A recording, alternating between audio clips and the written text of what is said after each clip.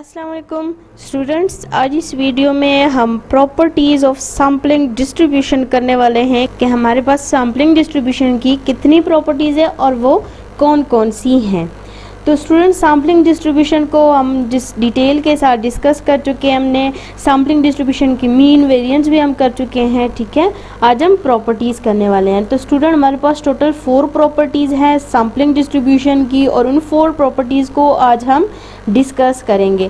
First property देखें। First property हमारे पास क्या है? Mean of all possible sample means is equal to the population mean. यानी हमारे पास क्या होता है कि जो sampling distribution of sample mean का मीन जो है, ये देखें म्यू एक्स बार, जिसको हम डिनोट करते हैं म्यू एक्स बार से, वो इक्वल होता है पॉपुलेशन मीन से। यानी जो डेटा आपको गिवन है उनका डायरेक्ट आप मीन फाइंड करें, वो इक्वल होगा कि जो आप सैंपल लें और उन सैंपल का मीन फाइंड करने के बाद, यानी जो आप सैम्पलिंग डिस्ट्रीब्यूशन का मीन फाइंड करते हैं वो इक्वल होता है पॉपुलेशन मीन के।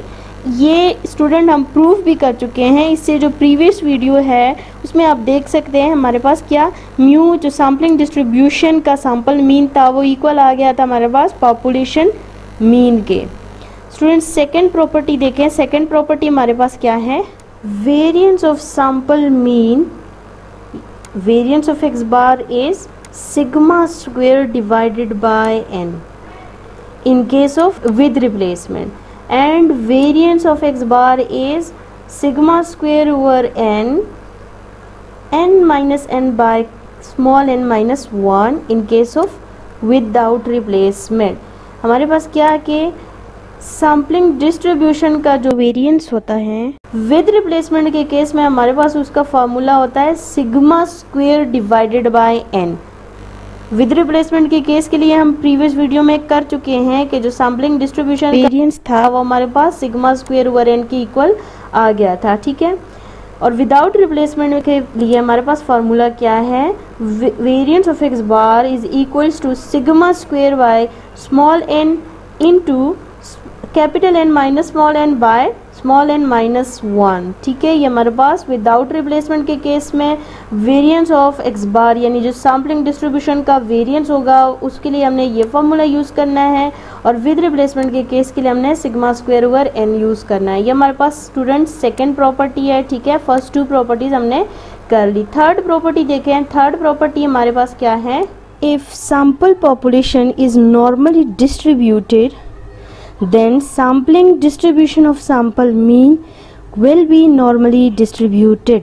यानी अगर आपके पास जो सैम्पल पॉपुलेशन है वो नॉर्मल डिस्ट्रीब्यूशन से बिलोंग करता है तो आपके पास sampling distribution of sample mean भी नॉर्मली डिस्ट्रीब्यूट करेगा। ठीक है, ये हमारे पास यानी यहाँ पे शेप ऑफ डिस्ट्रीब्यूशन आपको बताई जा रही है कि अगर सैम्पल पॉपुलेशन का शेप नॉर्मल डिस्ट्रीब्यूशन है सो सैम्पलिंग डिस्ट्रीब्यूशन का शेप भी नॉर्मल ही होगा। इसके बाद स्टूडेंट हमारे पास आती है फोर्थ और लास्ट प्रॉपर्टी, और वो हमारे पास क्या है? If sample population is not normal then the sampling distribution of sample mean will be approximately normal if sample size is sufficiently large. क्या स्टूडेंट थर्ड प्रॉपर्टी में हमने क्या पढ़ा कि हमारे पास क्या होता है कि जो सैम्पल पॉपुलेशन है, शेप ऑफ डिस्ट्रीब्यूशन हम कैसे शेप के बारे में जानते होते हैं कि जो सैम्पल पॉपुलेशन होती है उसको हम देखते हैं कि अगर वो नॉर्मल है तो हमारा जो sampling distribution of sample mean होगा वो भी नॉर्मली डिस्ट्रीब्यूट करेगा। ये हमने थर्ड प्रॉपर्टी में पढ़ा। बट फोर्थ में हम क्या कह रहे हैं कि अगर हमारे पास जो सैम्पल पॉपुलेशन है वो नॉर्मल नहीं है, ठीक है, वो नॉर्मल नहीं है, तो आपके पास sampling distribution of sample mean की शेप क्या होगी? तो स्टूडेंट, इसमें हमने क्या पढ़ा कि वो हमारे पास अप्रोक्सीमेटली नॉर्मल ही होगा अगर उसका सैम्पल साइज सफिशिएंटली लार्ज है। सैम्पल साइज कितना लार्ज होगा? तो हमारे पास जो थ्योरम है CLT थ्योरम यानी सेंट्रल लिमिट थ्योरम जो है उसमें हमारे पास क्या होता है कि सैम्पल साइज को हम कहते हैं कि अगर सैम्पल साइज लार्ज है तो जो डिस्ट्रीब्यूशन है वो जो डेटा है वो डिस्ट्रीब्यूशन नॉर्मल डिस्ट्रीब्यूशन को फॉलो करती है। ठीक है, अब वो कितना लार्ज? यूजुअली हम कहते हैं कि sample size should be greater than 30।